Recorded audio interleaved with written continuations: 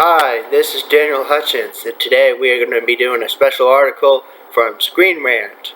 And today's Screen Rant article is MCU 6 actors considered to play Black Widow and 2 for Hawkeye.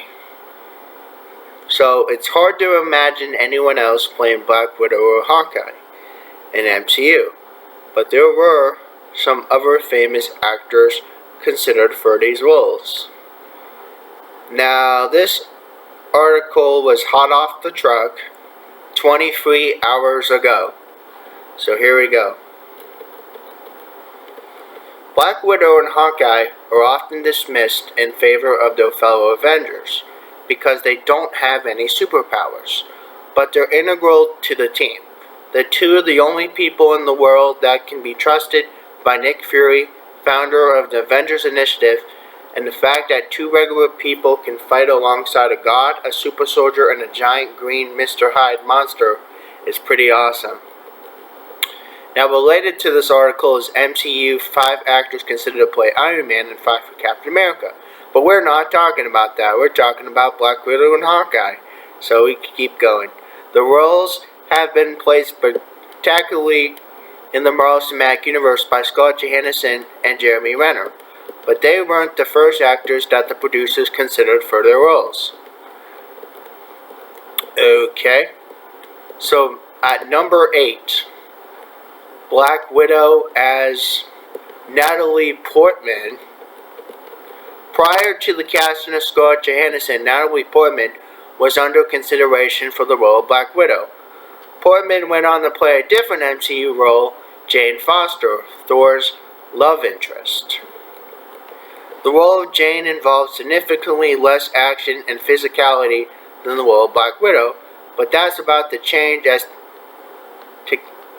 Taika Waititi is given the powers of the God of Thunder to Jane in the next movie, Thor, Love and Thunder. Now, coming up at number 7, Black Widow, Jessica Biel. Jessica Biel, who previously appeared in the Blade trilogy, was one of the actors considered to play Black Widow. Given the disappointment of many of Biel's 2010 movies, like the A-Team reboot that failed to launch a franchise and a Total Recall remake that didn't go to Mars, she probably regrets missing out on the part. But still, Biel's been busy in recent years. She starred in the first season of the anthology crime series The Sinner and has stayed on board as a producer for each subsequent season. Okay, coming up at number 6, Hawkeye, Jensen Ackles. Before Jeremy Renner was cast as Hawkeye, the producer's first choice for the role was Jensen Ackles, the star of Supernatural. Ackles turned down the role, however, because of scheduling conflicts to Supernatural. Related to this article, 10 times Hawkeye proved he's not as useless as everyone says. But we're not talking about that, we're talking about something else. So Ackles had previously auditioned for the role of Steve Rogers in Captain America: The First Avenger, but of course, Chris Evans ended up clinching the part. Coming up at number 5, Black Widow, Jessica Alba. Jessica Alba was considered for the role of Natasha Romanoff before Scarlett Johansson landed the part. Alba was previously played the Invisible Woman in 20th Century Fox's first attempt at launching the Fantastic Four franchise, taking center stage in the sequel Rise of the Silver Surfer. Alba's career as a movie star has been stuck in a slump in recent years, with her most notable roles being a cameo as herself in the Torch movie and a supporting role in Mechanic Resurrection, so playing Black Widow could have served her well. Coming up at number 4, Black Widow, Gemma ODonnell. Now I have no clue who she is, but okay. So since her big break in St. Trinian's, Gemma ODonnell has made a name for herself with a fantastic lead performance in The Disappearance of Alice Creed, and a memorable turn as a Bond girl called Strawberry Fields and Quantum of Solace, but she could have boosted her profile even more in 2010, as she was considered for the role for Black Widow in Iron Man 2. ODonnell has yet to play a major superhero, but she has played action-oriented roles in blockbusters like Clash of the Titans, Prince of Persia: Sands of Time, and Hansel and Gretel: Witch Hunters, co-starring Avenger Jeremy Renner. Okay, coming up at number 3 for Hawkeye, Josh Holloway. After Jensen Ackles turned down the role of Clint Barton, and before Jeremy Renner accepted it, Josh Holloway, best known as Sawyer from Lost, was also considered for the part. The role could have done wonders for Holloway's career. As it stands, his most prominent film work is a cameo appearance in Mission Impossible: Ghost Protocol, and a supporting turn in the muddled Arnold Schwarzenegger actioner Sabotage. Holloway had previously been offered a different Marvel role outside the MCU, Remy LeBeau, aka Gambit, in X-Men: The Last Stand, but the role was cut from the movie. Now this is weird. Coming up at number 2, Black Widow, Angelina Jolie. Angelina Jolie was considered for the role of Black Widow before Scarlett Johansson was cast. Jolie was mostly avoided blockbuster franchises, although she did star in sequels to both Lara Croft Tomb Raiders and Maleficent. If she'd played Black Widow, Jolie might have been prevented from making a name for herself as a director throughout the 2010s, with projects like Unbroken and First They Killed My Father. Related to this article, Black Widow, 5 reasons she's the perfect character to kick off Phase 4, and 5 why she should have gotten a solo movie earlier. But we're not talking about that, we're talking about something else. So Jolie will finally join the MCU in Phase 4, playing the role of Athena in the upcoming Eternals movie, alongside such stars as Richard Madden, Gemma Chan, Kumail Nanjiani, don't even know the fuck that name is, and Salma Hayek. Okay, those are some weird ass names right there, but I don't care. Anyway, now coming up at number 1 for Black Widow, Emily Blunt. Okay, Emily Blunt was the producer's top choice to play Natasha Romanoff in Iron Man 2, and was even offered the part without having an audition. However, she turned it down because the shooting schedule conflicted with Gulliver's Travels. Okay, that's kinda dumb, but okay. Blunt was later offered the role of Peggy Carter in Captain America: The First Avenger, but she turned that down too. What the fuck? Interestingly, her husband, John Krasinski, was offered the role of Steve Rogers, so Steve and Peggy could have been played by a real-life married couple. No, that didn't happen either. That did not happen. So next, we have MCU 5 actors considered to play Thor, and 5 for the Hulk. Okay.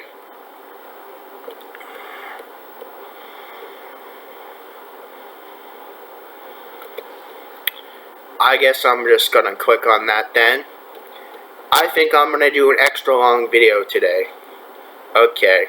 MCU 5 actors considered to play Thor and 5 for the Hulk. It's hard imagining anyone other than Chris Hemsworth as Thor or Mark Ruffalo as Hulk, but many A-list actors were up for these MCU roles. Okay, so this was old news from October 6th of 2020. Okay, so casting the perfect actors to play Earth's mightiest heroes was integral to the Avengers' success. If the iconic superheroes weren't being played by actors who were both perfect for their roles and shared impeccable on-screen chemistry, then Marvel's ambitious crossover epic wouldn't have worked nearly as well as it did. But two roles that proved to be difficult to cast were Thor and the Hulk. Related to this article, Hulk, 5 reasons he should leave the MCU, and 5 team-ups we'd love to see him first. But we're not talking about that, we're talking about something else. It was tricky to cast Thor because finding a human who can convincingly play a god is easier said than done. And it was tricky to cast the Hulk because they had to do it twice. Okay, so coming up at number 10 for Thor, Tom Hiddleston. Although Tom Hiddleston ended up being the ideal choice to play Loki, the trickster god isn't the part that he was initially up for. He first screen tested for the role of Thor, before the Marvel casting team realized he was better suited to play his mischievous brother. Hiddleston proved to be so popular as Loki that no matter how many times he dies, the MCU keeps bringing him back. And he has his own TV series coming to Disney+. For number 9, for Hulk, Eric Bana. When Incredible Hulk was first in development, the producers weren't sure whether to reboot entirely or build on from the Ang Lee's 2003 Hulk movie. Marvel approached Eric Bana about reprising his role as Bruce Banner from that movie, but the actor wasn't interested in playing the Hulk enough to commit to the massive multi-movie contract that the studio wanted him to sign. Coming up at number 8, for Thor, Brad Pitt.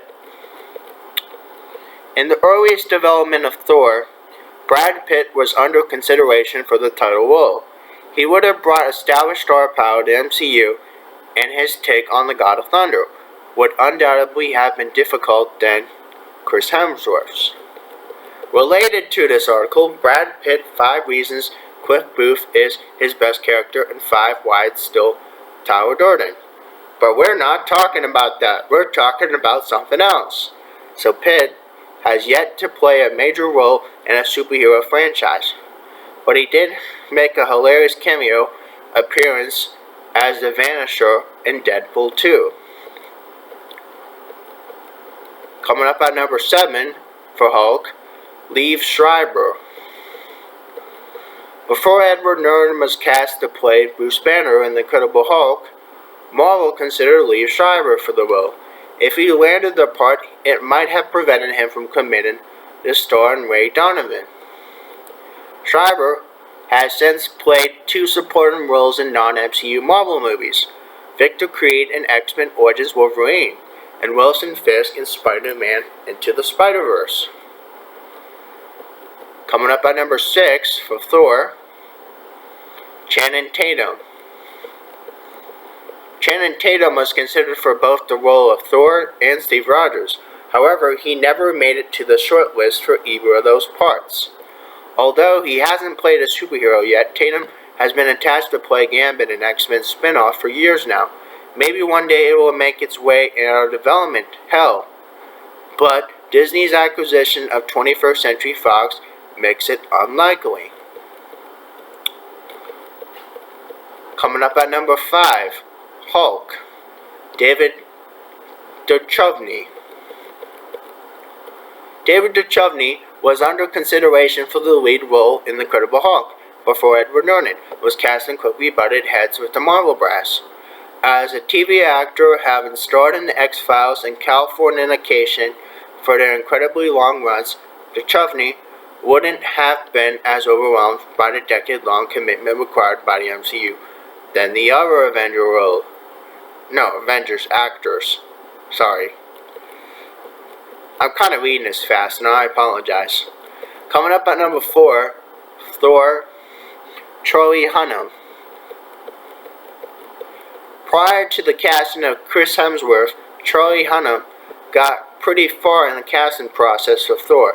He even did a screen test in the role of the God of Thunder. While Sons of Anarchy has provided Hunnam with lasting success, he struggled to get a franchise off the ground. He turned down the role of Christian Grey in 50 Shades of Grey, which was probably a smart move, and his attempt at launching a King Arthur cinematic universe bombed hard at the box office. Coming up at number 3 for Hulk, Dominic Purcell. Dominic Purcell was considered to play Bruce Banner, although his chiseled physique is closer to Lou Ferrigno than Bill Bixby. The actor had previously played Marvel's version of Dracula in Blade Trinity. Although Purcell didn't get to play Banner, he has found success in the CW's DC franchise, playing Heatwave in both The Flash and Legends of Tomorrow. Coming up at number 2 for Thor, Daniel Craig. Marvel's first choice for Thor was Daniel Craig. However, his commitment to the James Bond franchise prevented him from taking that part. Related, Casino Royale, 10 Ways It's Daniel Craig's best Bond film. But we're not talking about that, we're talking about something else. So this forced Marvel to broaden their search for the perfect actor to play Thor, eventually landing on Chris Hemsworth, who undeniably better suited to the part than Craig. Coming up at number 1 for Hulk, Joaquin Phoenix. Joaquin Phoenix was on the short list to play Bruce Banner, but he turned it down as he was reluctant to sign on for a multi-movie contract. Marvel later offered him the role of Stephen Strange, and he turned it down for the same reason. What attracted Phoenix to his Oscar-winning role in Joker was the fact that Warner Bros. Didn't make him commit to sequels and were happy to let the movie stand on its own. Next, MCU, 5 actors considered to play Iron Man and 5 for Captain America. So let's do that then. Shit. I lost my internet. This could take a little bit of time. Oh my Jesus, fuck. This is stupid. Connect the Netgear 27.4 automatically in the future. Apply this fix. Okay, this is something that's like totally out of the ordinary, but like I said, I've been having trouble with my internet for the past couple days now. So yeah, that just tells you how much the Wi-Fi out here in Johnstown just very, very, very, very much sucks. So yeah, let's try to connect to the internet again.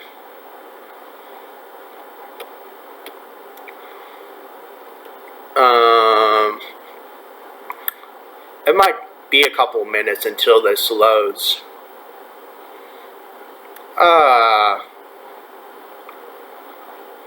I don't have any patience when it comes to fixing the internet. I just don't, like I said. What the heck? This sucks. If I can't do this article, then I might have to close this article up.